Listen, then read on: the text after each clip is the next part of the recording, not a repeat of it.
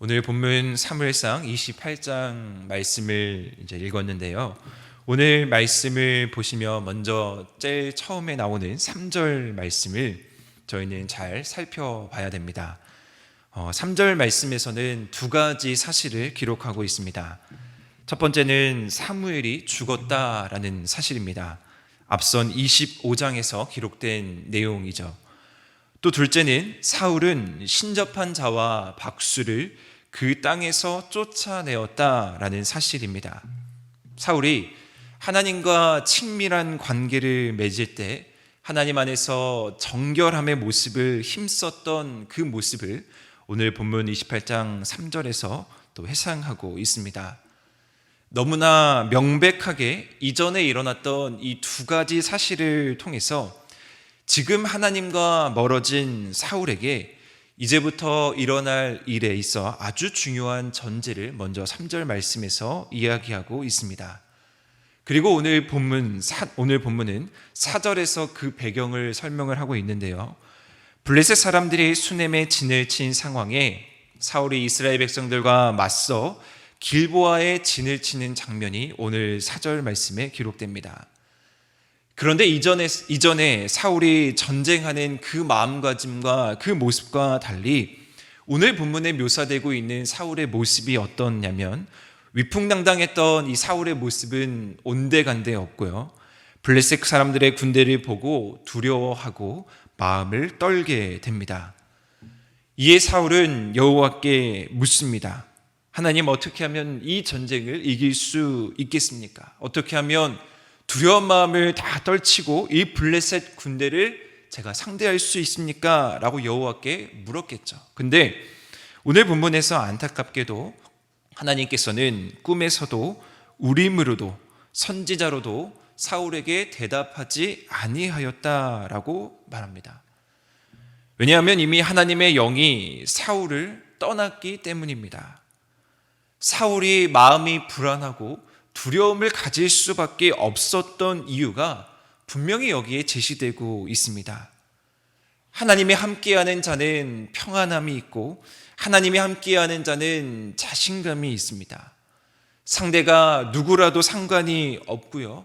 하나님이 함께하신다라는 그 사실 자체가 그 자에게 주는 평안함과 그 자에게 주는 자신감이 있습니다. 다윗과 골리앗의 싸움이 그러했고요.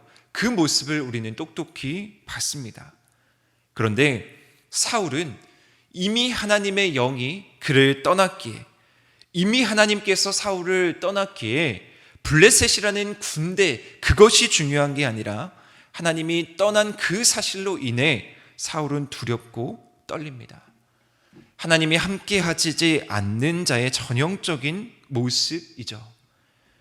그런데 여기서 더 나아가 사울은 어떻게 행동을 하냐면요, 회개하고 하나님께 부르짖고 밤낮 금식하면서 하나님의 음성을 듣기를 간구해도 모자랄 판에 사울은 하나님이 금기시했던 일들, 즉 하나님께서 제일 싫어하는 일들을 계속해서 행하며 계속 하나님과 점점 멀어지게 됩니다.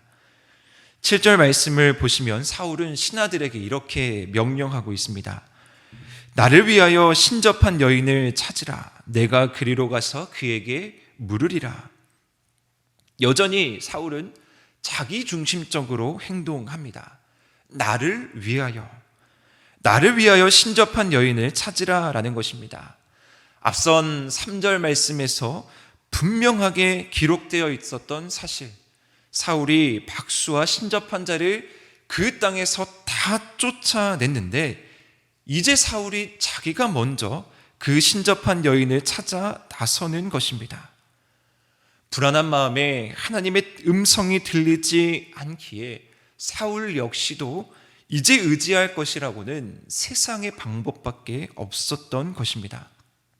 당장 눈앞의 불안한 마음을 해소하기 위해서 자기가 마지막이라고 끝자락이라고 지푸라기라도 잡아보고 싶은 심정으로 자신의 권력으로 여전히 신접한 여인을 찾게 됩니다. 그리고 신하들은 기꺼이 사울을 위해서 엔돌의 신접한 여인을 찾아옵니다. 오늘 본문을 읽고 묵상하면서 사울이 신접한 여인을 찾아갔다. 그리고 우리는 그 뒷이야기는 안 봐도 뻔한 결과일 것입니다. 사울은 나름대로 어떻게든 자신의 상황을 이겨내 보려고 안간힘을 쓰고 있습니다. 그런데 안타깝게도 그 방법들은 다 인간적인 방법이었고요. 그리고 그의 말과 그의 행동을 보면은 온갖 거짓이 난무하고 있습니다. 하나님이 그를 떠났기에, 하나님이 사울의 영을 떠났기에 그곳에는 진리를 찾아볼 수가 없고요. 그곳에는 질서를 찾아볼 수가 없습니다. 오늘 사울의 모습이 얼마나 우스운지를 계속해서 보시면요, 사울은 다른 옷을 입어 변장하면서 그 신접한 여인을 만나게 됩니다.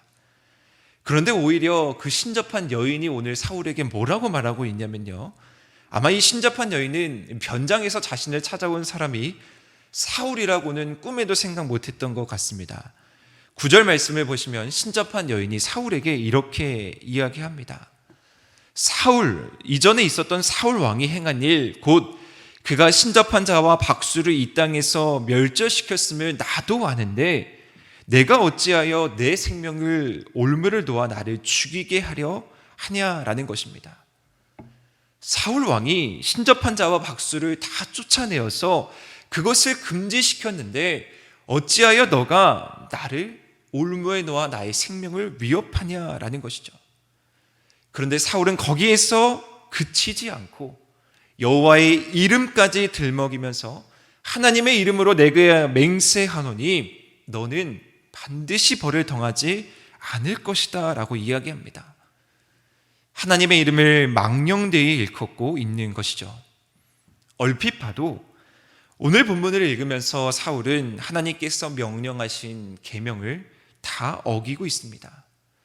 하나님 외에 다른 신을 섬기지 말라고 했건만 사울은 신접한 여인을 의지하였고요, 하나님의 이름을 망령되이 일컫지 말아야 하는데 함부로 하나님의 이름으로 맹세를 하고 있습니다. 블레셋을 향한 인간적인 두려움은 있었지만 하나님을 향한 두려움은 전혀 없어 보입니다. 신접한 여인을 통해 어떻게 사무엘의 영을 만난 사울은 지금의 위기를 벗어나고자 사무엘에게 자신의 상황을 안타깝게 말하지만 돌아오는 사무엘의 답변은 어떠냐면요, 19절 말씀을 보시면 여호와께서 이스라엘을 너와 함께 블레셋 사람들의 손에 넘기시리니 내일 너와 내 아들들이 나와 함께 있으리라 라고 답변합니다. 하나님께서 이스라엘 백성들을 이제 블레셋 손에 넘긴다라는 것이죠. 이 말을 들은 사울은 땅에 완전히 엎드려 두려워하고 기력을 다하고 음식을 먹지 못하는 지경에 이르게 됩니다. 이렇게 정신을 못 차리는 사울을 위해서 여종은 거듭하여서 음식을 권하고 정성을 다해서 사울에게 먹을 것을 권하고 23절 말씀에 보시면 마지막에 결국 사울은 여종의 말을 듣고 각자 밤에 갈 길로 떠나게 됩니다. 오늘 본문을 쭉 이렇게 묵상하면서 하나님을 떠난 자의 모습이 얼마나 씁쓸하고 또 얼마나 쓸쓸한지를 살피게 됩니다. 사울은 결국 자신이 원하는 하나님의 음성을 끝까지 듣지 못했습니다. 사울에게도 하나님과 함께 했고 사울에게도 하나님과 함께하며 승리를 누렸던 시절이 있었습니다. 그 시절을 사울도 알았기에 어려움의 순간에서 어떻게든 하나님의 음성을 듣고자, 하나님의 말씀을 듣고자 노력하고 자신의 방법으로 하나님의 음성을 듣고 싶었지만 결국 하나님은 이미 사울을 떠난 상태였습니다. 하나님과 함께하며 승승장구했던 화려한 시절을 지나 이제 마지막을 맞이하는 이 사울의 최후가 얼마나 비참한지를 보고 있습니다.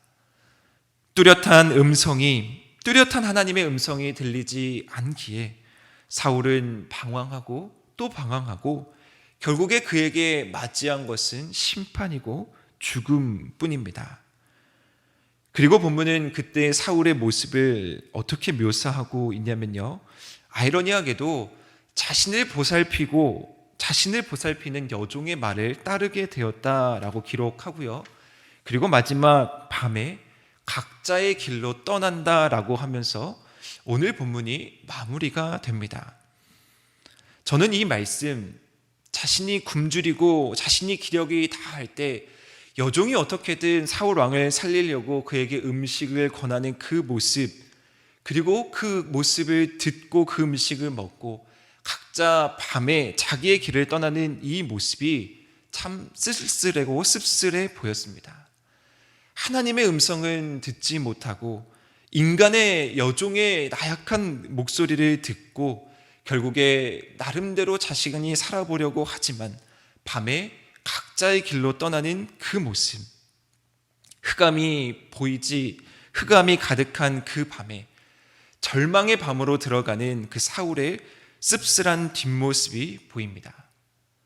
오늘 이 본문 가운데 우리에게 주는 교훈은 분명합니다. 우리는 이 모습을 통해 반대로 하나님과 함께 한다라는 것이 얼마나 큰 축복인지를 다시 한번 살필 수가 있습니다. 하나님의 말씀을 청종하고 하나님의 말씀을 듣고 하나님의 음성을 들을 수 있다라는 것이 우리에게 있어서 얼마나 큰 축복인지를 보여주고 있습니다. 하나님의 음성을 듣지 못하면 우리는 밤의 길로 가지만 하나님과 함께하고 하나님의 음성을 들을 때 우리는 빛을 향해 갈 수 있습니다. 즉 그것은 우리에게 소망과 우리에게 희망이 여전히 남아있다라는 것이죠.